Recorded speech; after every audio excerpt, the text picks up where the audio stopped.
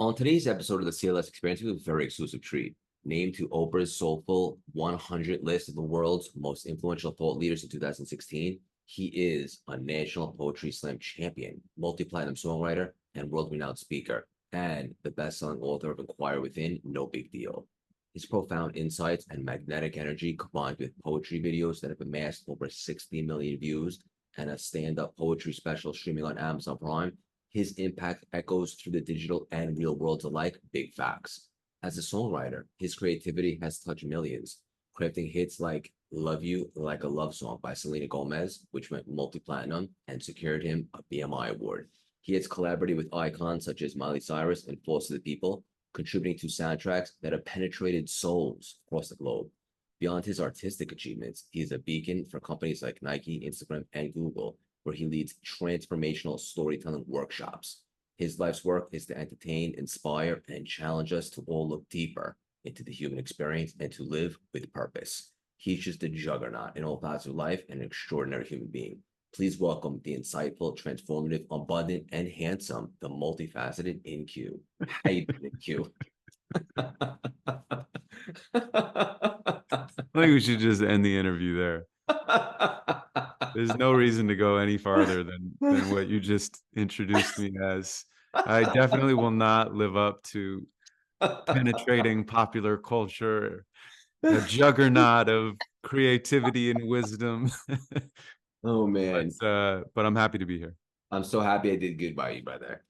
You and I were having an awesome conversation before we record, and there's a lot of synergy and alignment here. And one of the coolest things I get to do now is collaborate with awesome humans like you that have been a fan of and share you with some of our listeners that might not be familiar. For our audience, my best suggestion is to do a deep dive in case you're not familiar. Play catch up, check out all the awesome stuff he's got going on.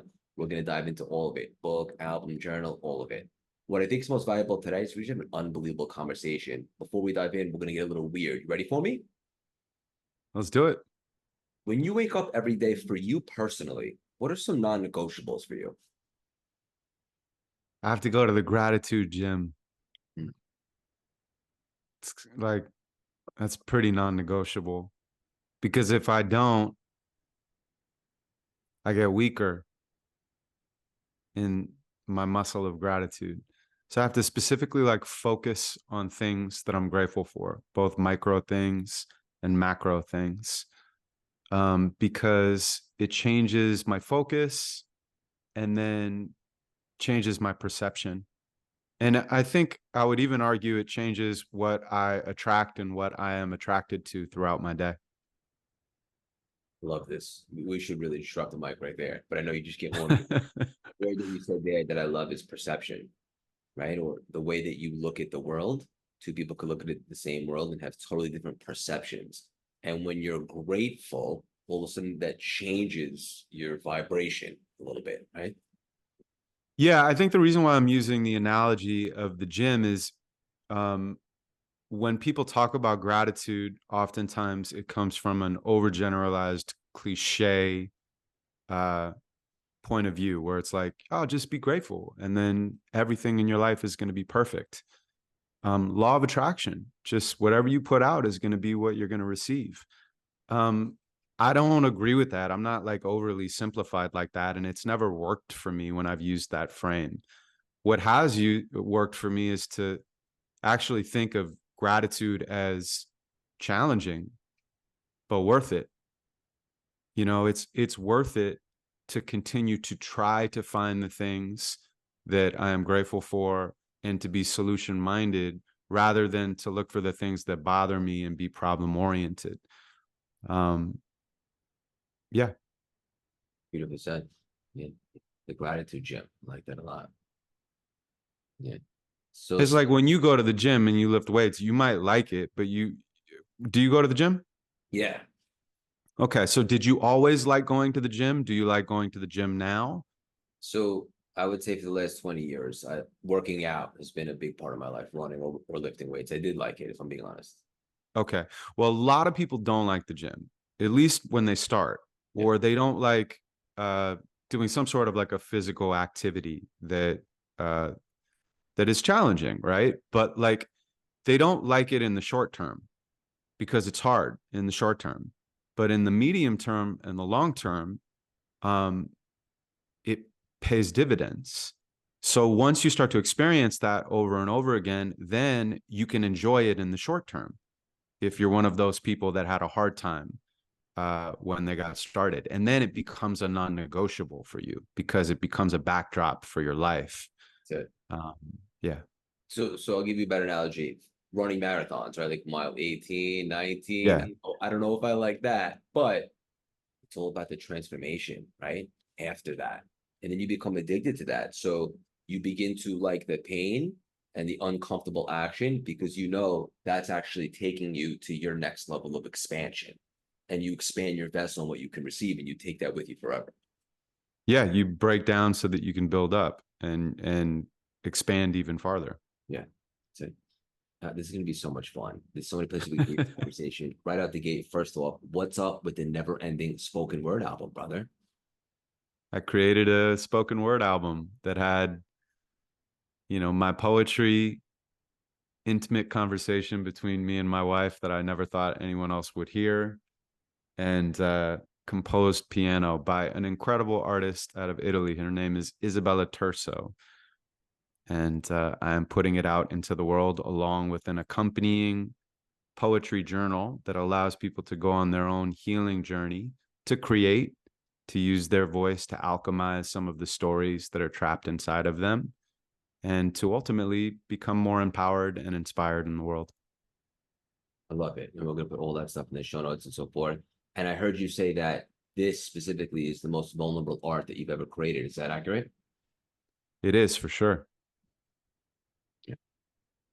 Is vulnerability tough for you?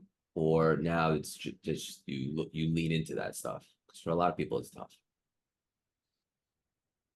Yeah, it's definitely tough for me. I mean, it's one of those things where I travel around the country and the world teaching people how to be vulnerable in the container of creativity. I do it for individuals, I do it for couples, I do it for communities and companies and corporations. And I give them an experience of being vulnerable from a place of strength together, to explore the stories that are inside of them through poetry, which is a genre that they would never normally use. So they have no expectations or goals around it. I remove the idea of perfectionism and I lead by example. And so I think that people automatically assume, because I create these events and experiences for people, that vulnerability is easy for me. But vulnerability is like the gratitude gym again. It's not that it's easy, it's that it's worth it. I would say I've had a lot of things kind of happen in my life, and I'm probably naturally a little bit suspicious or judgmental or closed off. But through writing and sharing my poetry, my life has gotten infinitely better. My relationships have gotten infinitely better. My relationship with other people and my relationship with myself. And so, once again, it's like I teach what I need to learn. And I tried to put that into this product, so that people could have their own process. So beautiful, brother. And I like what you said. The gratitude gym and vulnerability is tough, but that's why you have to do it, because that's how we earn the fulfillment, right? It is when we do something that is tough, because on the other side of that is the expansion. So I want to acknowledge you for that. And then also, I know there's a lot of people listening right now that they understand poetry.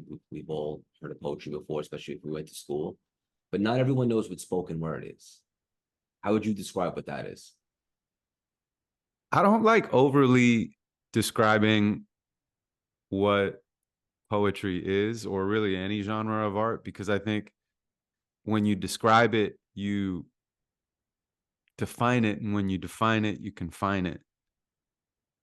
So I don't want people to think of poetry as anything. I want them to think of poetry as anything, everything.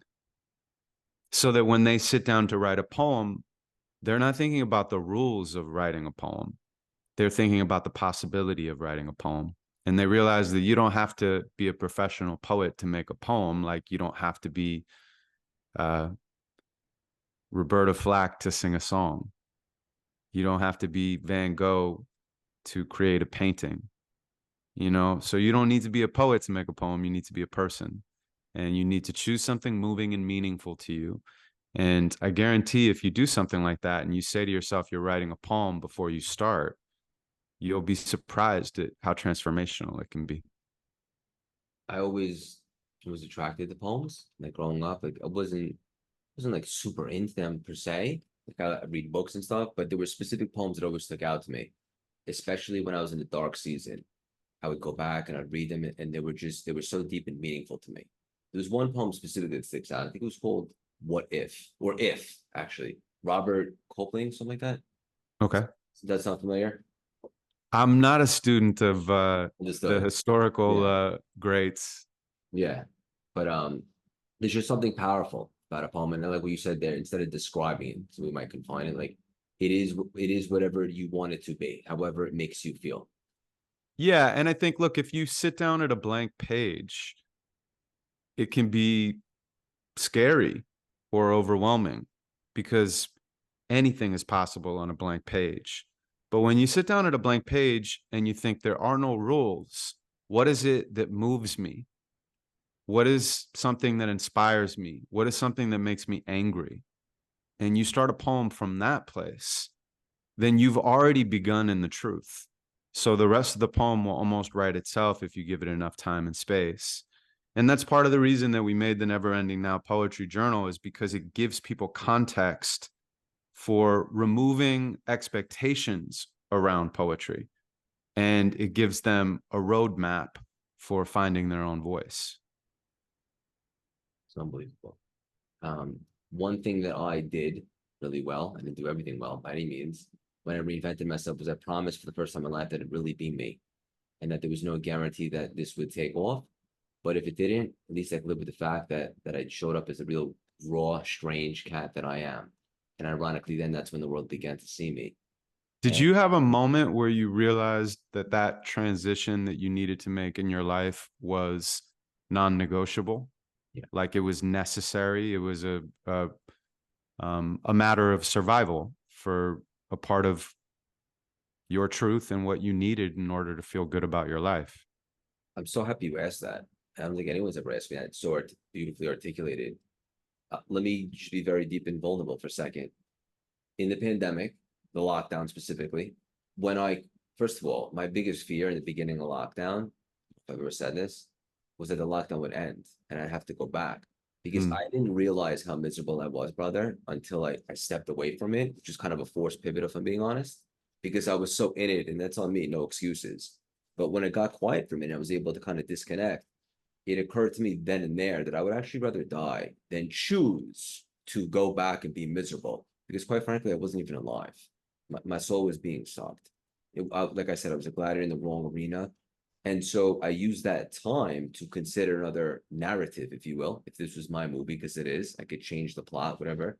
And that's when I was able to connect and draw upon the divine inspiration. And once it started to come to me that there is something else, such as personal development, I'd been successful in other things I didn't even like. I actually love this. Now that there was actually an option in my mind, there was no chance that I was going back. I was going to make this work regardless. Hmm.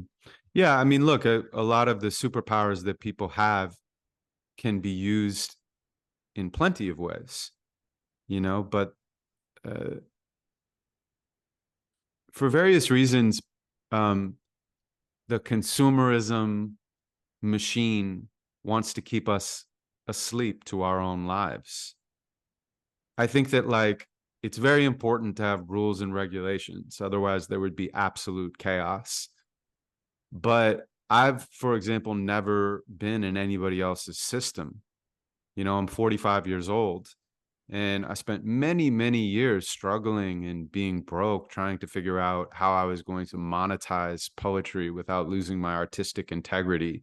And that's a whole nother conversation that we could get into or not, or we could do it on another day. But it was a long, winding path for me to be here with you now in a place where I'm financially secure, I'm independent, I am abundant, and I'm putting things out into the world that I'm really proud of, that people tell me have meaning for them, that it impacts their lives in a really positive way. But like the bio that you read at the beginning, still somehow I feel separate from all of those accolades. And it's because every single success that you read off, I know the 100 or the 1,000 failures behind that one success. But even throughout that difficult path, I knew it was my path. I knew I wasn't on anybody else's path. So I didn't know I was going to wind up in a place where it was good. That uncertainty was certainly scary, but the thing that I had to balance out that uncertainty was my freedom. So I think everybody has to decide within their own lives what they want to put their time, energy, and love into. And you could be working for something that you don't feel completely aligned with, or it's not like your purpose anchor.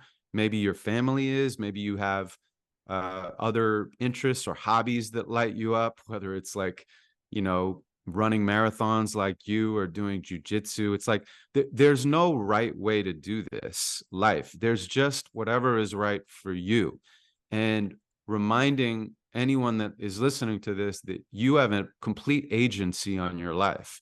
No matter what decisions you've made in the past, this is a new moment, and you get to check in and think about like where you are, whether you feel satisfied, can you make small or big changes, and what do you want to create for your future?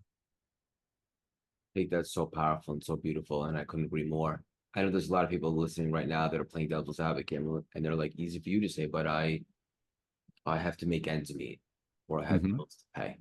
And Yeah. I hear that all the time. What would you say to them, or how would you respond to that? Well, I'm definitely not going to push against anybody's reality or narrative. Times are hard. Life is hard. Um, Life is scary. Life is ugly, but life is also a miracle, and life is beautiful. And for you to even be in existence, you were in a race against, 50 million to 350 million sperm, and you won. Amen.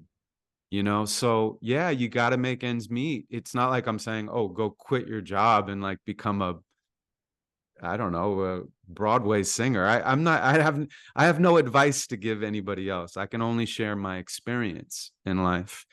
And making small or big decisions to find more meaning and to do the things that light you up.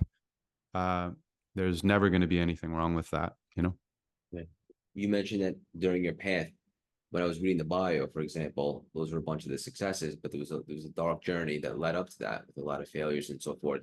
How dark did it get for you while you were in the pursuit?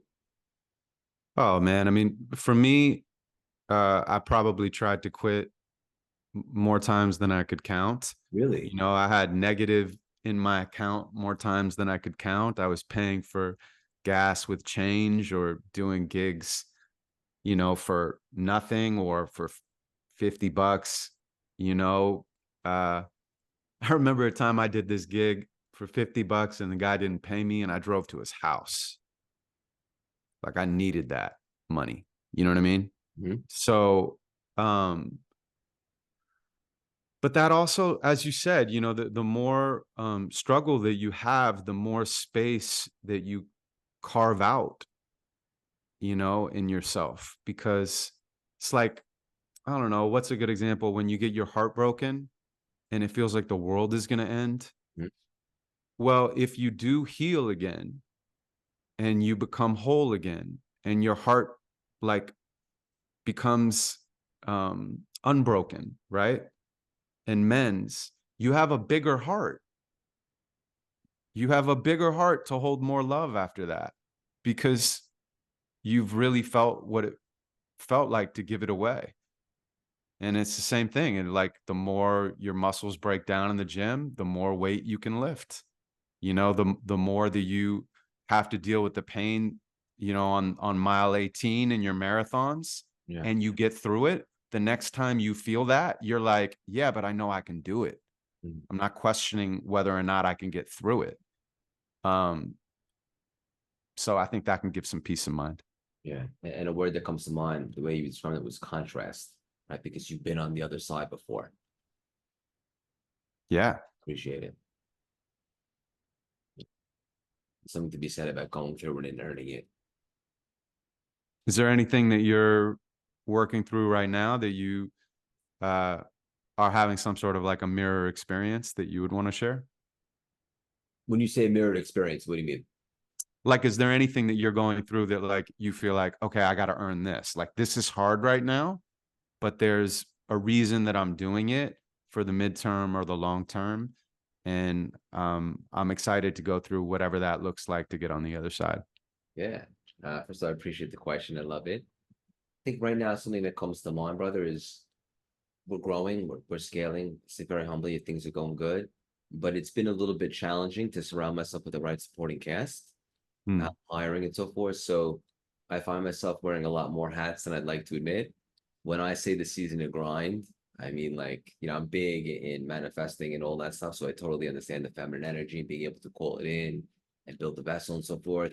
But I'm doing a lot of stuff right now. But I know it's short term. And we're still hiring and looking for the right people. I don't want to settle.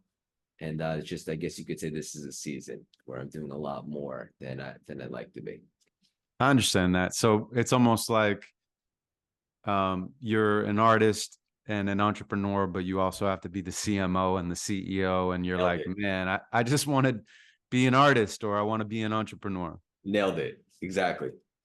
Yeah, I understand that. I mean, I had to figure out how to make a living out of poetry, which has no yellow brick road, to the Wizard of Oz.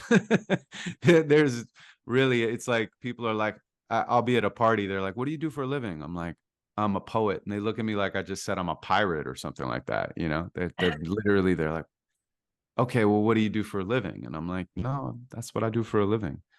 And I love it. So I've had to wear many hats as well. And I can certainly relate to how challenging it is to find the right people around you. But all of our lives are about finding the right people. Mm. All of the best decisions are about who we decide to have real relationships with and who we decide to build the things that are important in our lives with. Yeah, sure. Relationships are a big part of our life. You don't want to settle. Yeah. I saw a really, really cool video that you put out. Classic. I watched it a couple times. It was so inspiring and so moving, brother. And I loved it. And there was a couple nuggets that you talked about, and I wanted to just bring up to be cool conversation pieces. One of them you said was that your superpower is also your kryptonite. And I'm not 100% sure what that means. I'd love to ask. Well, like my wife would tell me that I'm annoyingly authentic. And she's right. But that's part of the reason that she loves me. It's because I'll say what's really actually going on in real time.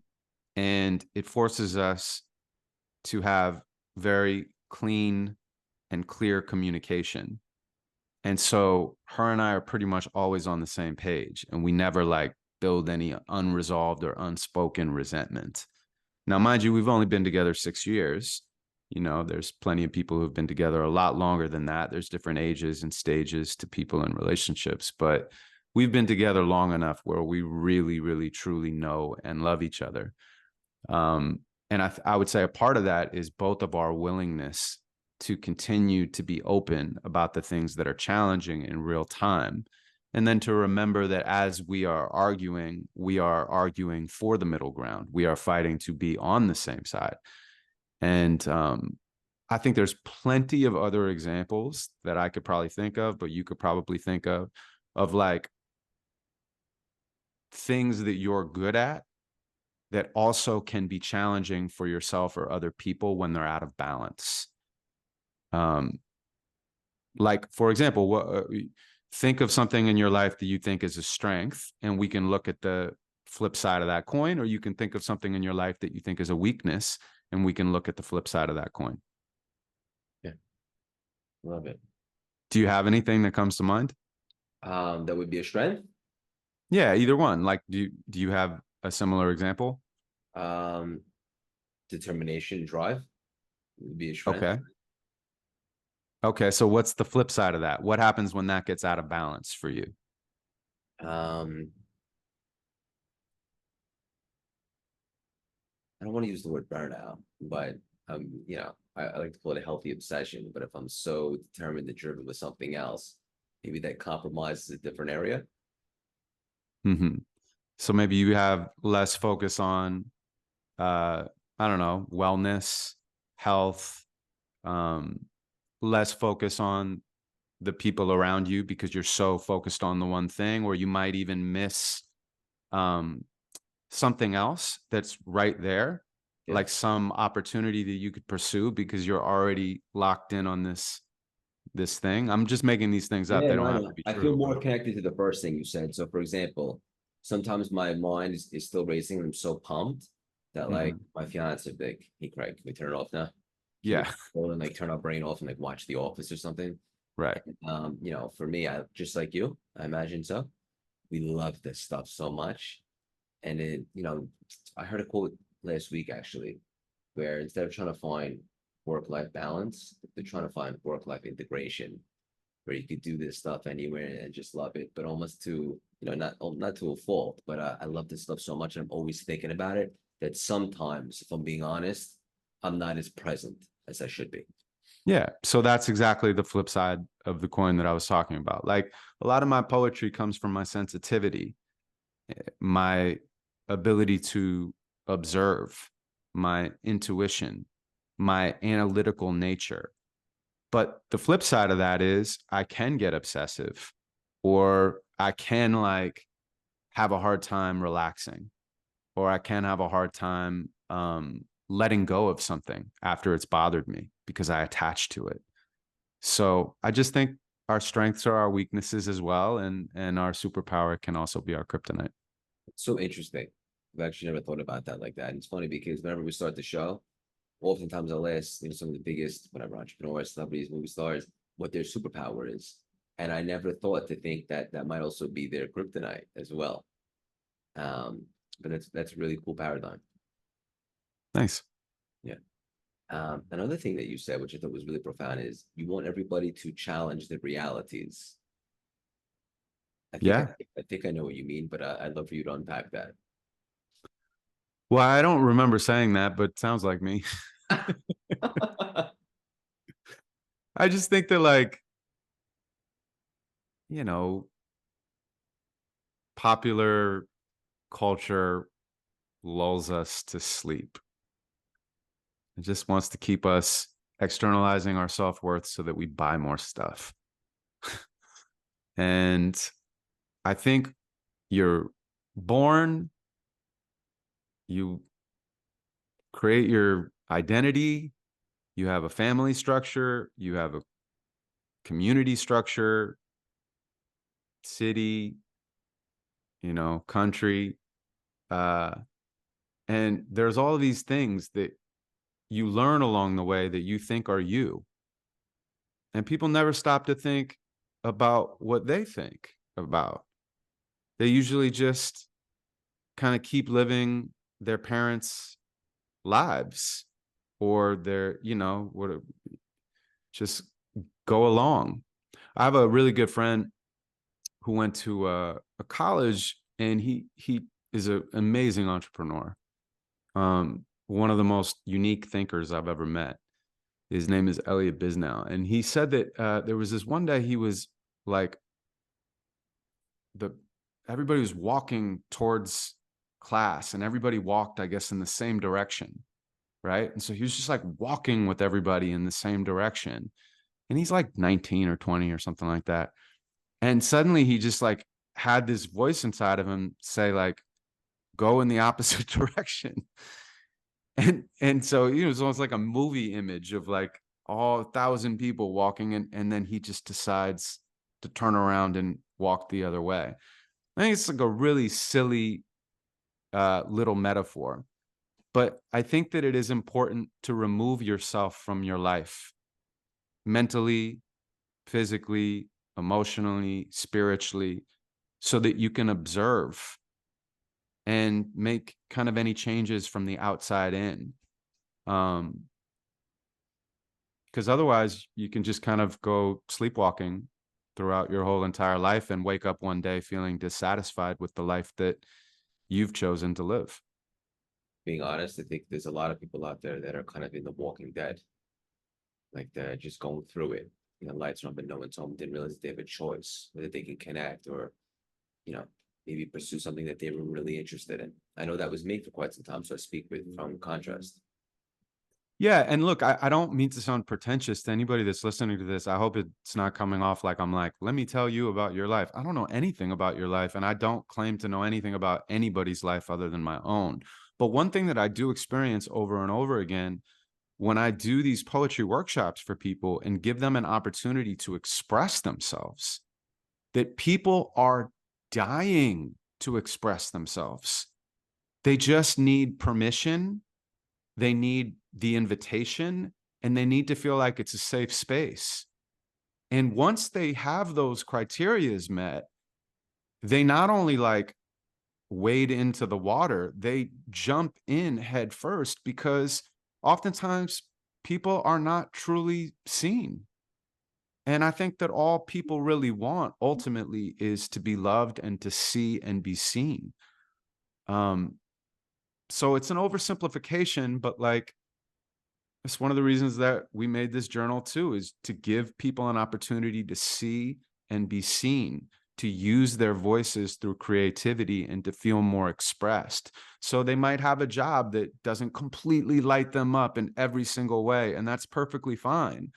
But like, you have to find other ways to move the energy in your life, to do things that challenge you, to do things that allow you to feel like your beautiful perspective is like valued and acknowledged and honored, and to hold that same space for other people, to give people the gift of being seen, of being witnessed, so that they can feel like, you know, they're special too. Such a good point. I really do feel like so many people are dying to just express themselves in some capacity, but they probably need the workshop or the space or the environment and so forth.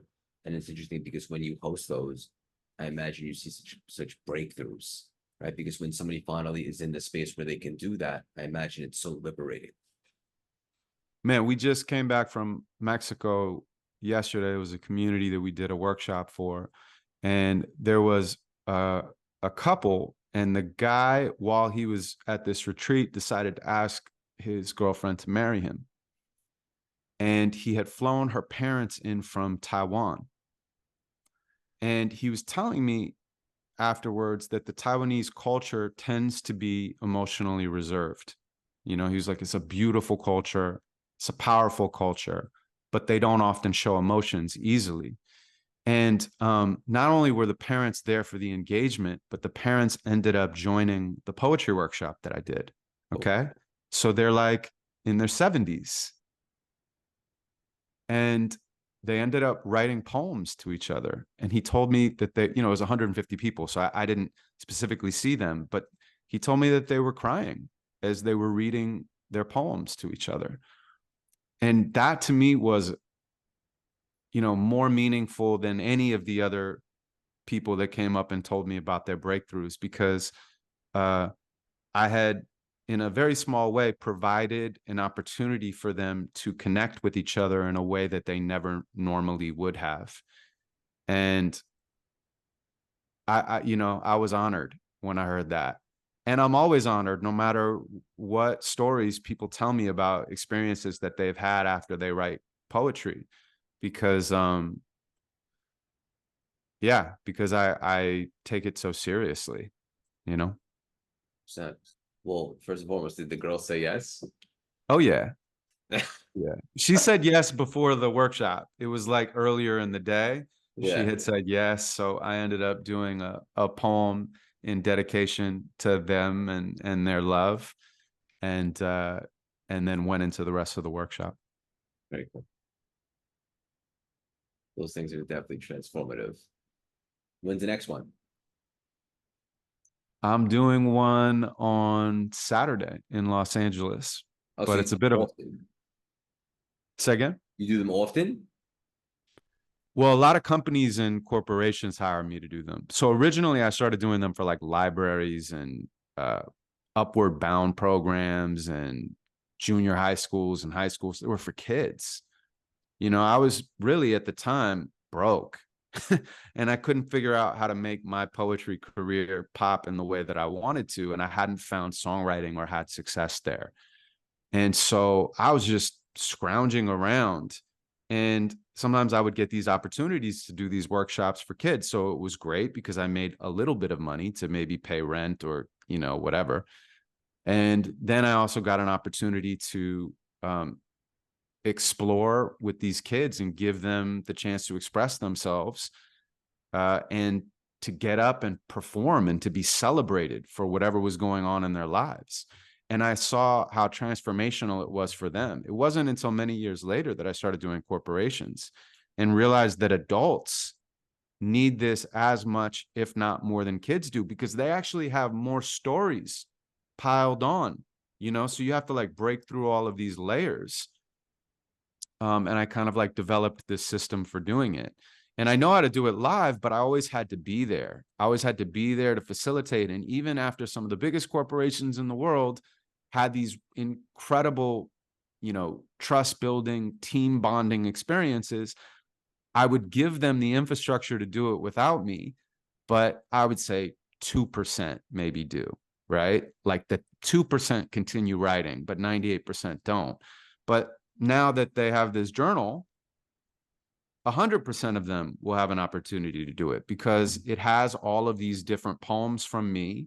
And then it has prompts for them to think about the type of thing that they want to create. And then it gives them sharing suggestions and context around spoken word in general and memorization tips. And, it really kind of runs the gambit. Love it. Yeah. With all the things that you're up to right now, what are you most excited about?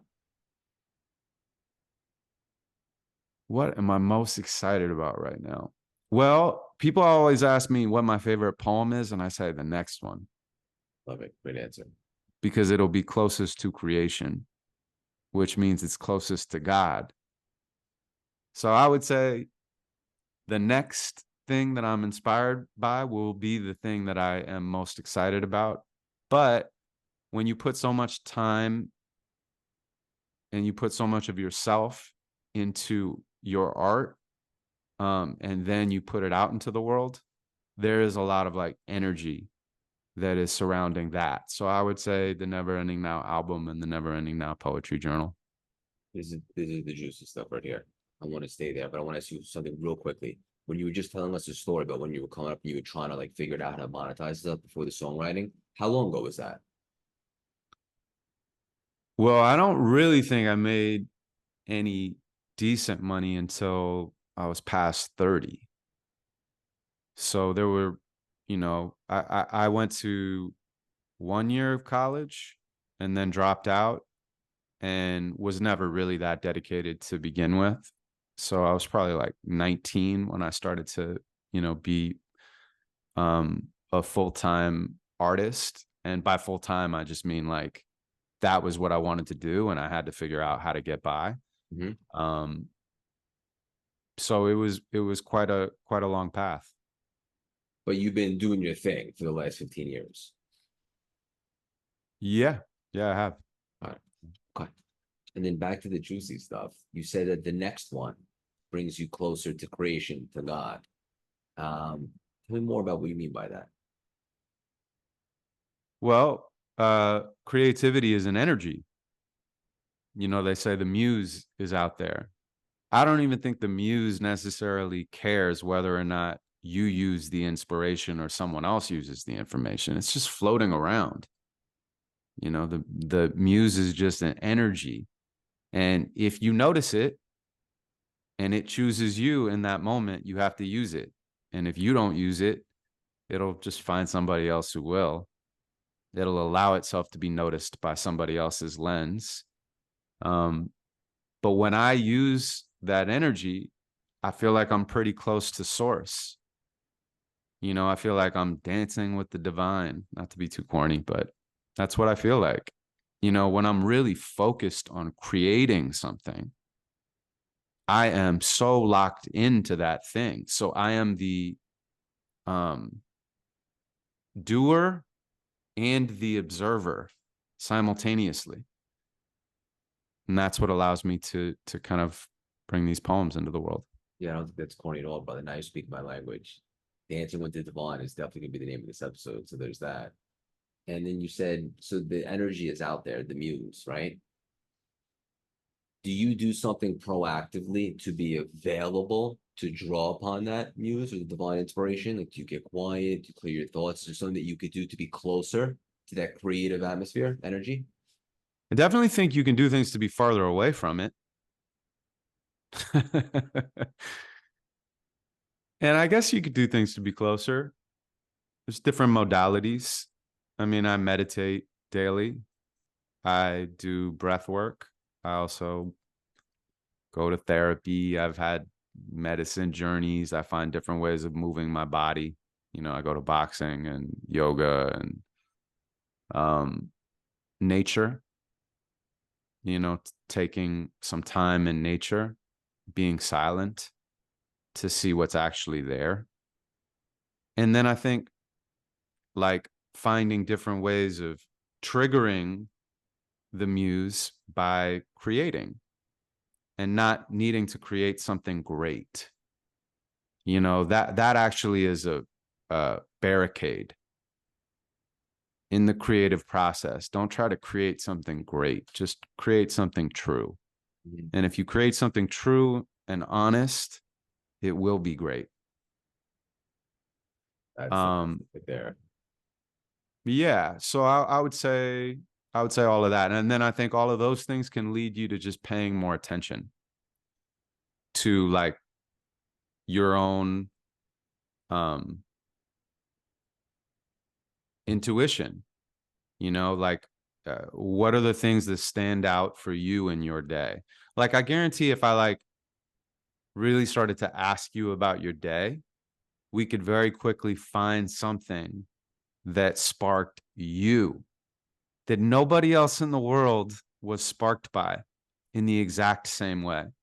But what happens is we all get inspired countless times a day and we just don't notice.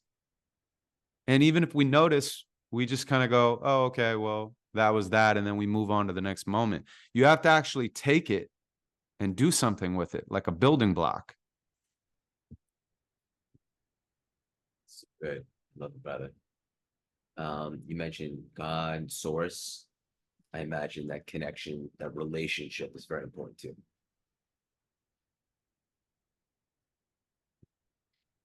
Yeah. Same. What is your um, framing of that? I believe the creator. Um, I believe that the light of the creator is all around us, and it's on us to not create more of it, is to find out what's interfering with it. And I do my best to strengthen my relationship every single day, creator, correcting negative tendencies and transforming and so forth, being proactive. The relationship with him is the most important thing to me. Hmm. It's funny because I grew up Jewish, but I was never really super religious, if I'm being honest with you, brother. I just like Hebrew school and stuff that when I was growing up, I don't know. I just didn't understand. About a year and a half ago, I started taking Kabbalah at the center. And I like philosophies, religion, spiritualities all across the board. I was kind of like a spiritual shopper. But I really gravitated to this one. And it really helped me strengthen my appreciation of being Jewish because it explains things. So I understand and so forth. But one of the biggest concepts there is, greater God and so forth. But it's always been important to me. But I would say over the last few years, really triple down on that relationship. And there's something to be said about like just when you have a certainty in greater God, source, universe, quantum, whatever anyone believes in, we don't want to put anything on anyone else. But when you have a certainty in that, it's like you have a certainty in the world, things will work out in some way or form. I don't know if there's more confidence than you can have in having a strong relationship with something bigger than us, Hmm. based on my experience. That was really well said. Yeah. Thank you, brother. Before we wrap up, you mentioned something to me before we hit record about forming. Can we dabble? Sure. Do you have any idea what you would want to hear or what you think would be valuable for your particular audience?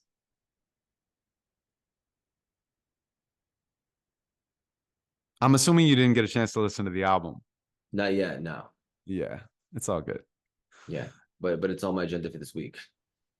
I would say something about maybe self-belief or worthiness, or anything that you wanted from the album, whatever you feel called to.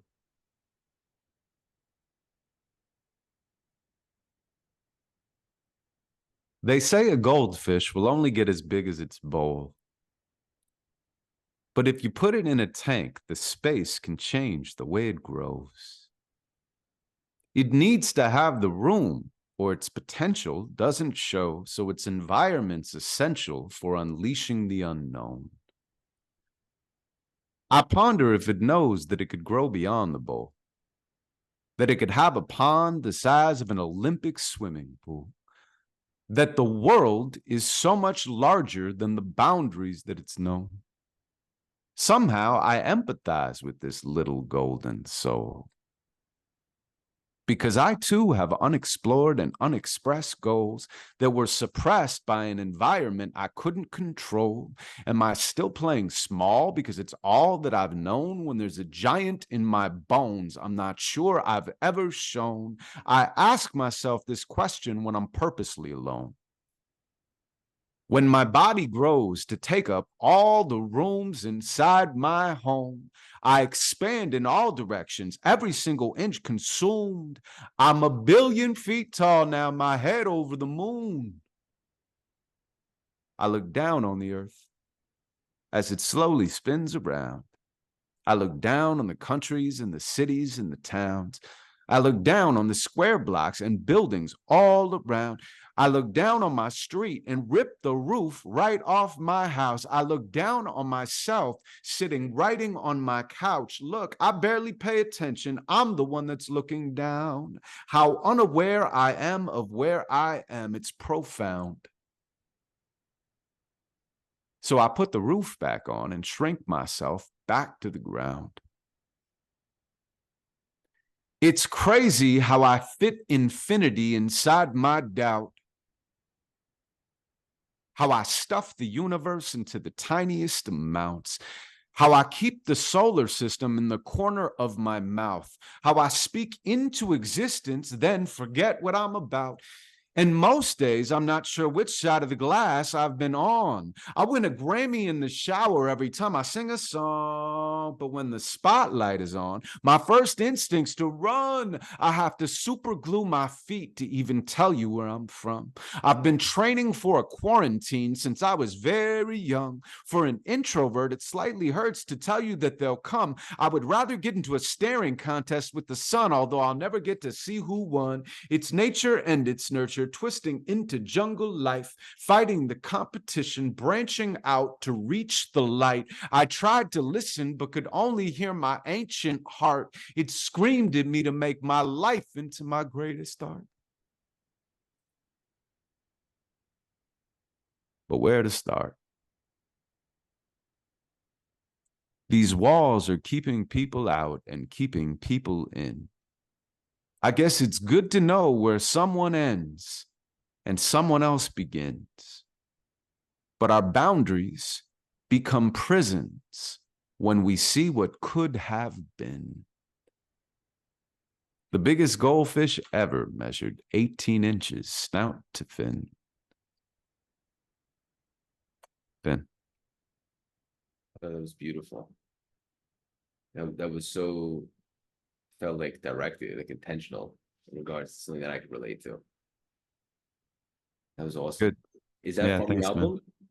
Yep, that's in the album, the Never Ending Now album, and it's in the journal, the Never Ending Now journal. And everybody can grab that now.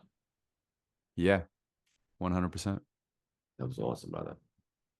It was really beautiful. Not just the way, first of all, the way you delivered, obviously, but the words and the messaging.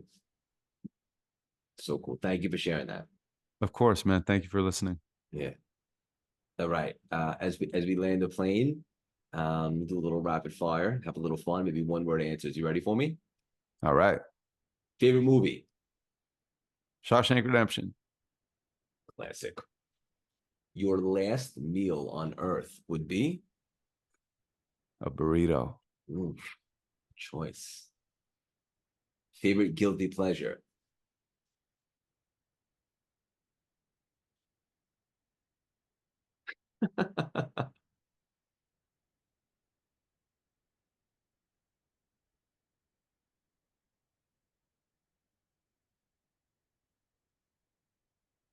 I used to watch The Bachelorette.